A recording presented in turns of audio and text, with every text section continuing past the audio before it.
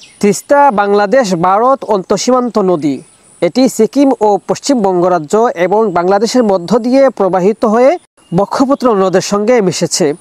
যে নদীতে আগে পানি প্রবাহ থাকত, সে নদী এখন উত্তরবঙ্গের মানুষের জন্য দুঃখের কারণ হয়ে দাঁড়িয়েছে।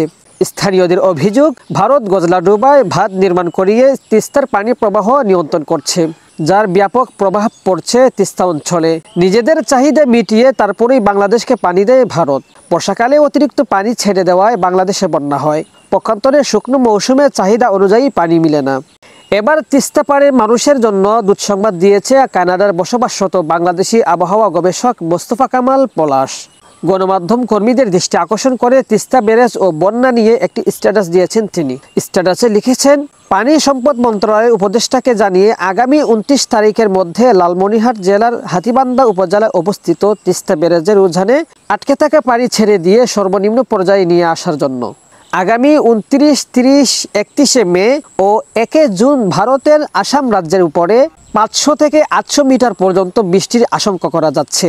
মে মাসের 30 অথবা 31 তারিখে তিস্তা ব্যারেজের উজানে অবস্থিত ভারতের গজলাডোবা বাঁধের সকল গেট খুলে দিতে বাধ্য হবে ভারত। এ ব্যাপারে আমি শতকরা 90% বেশি নিশ্চিত।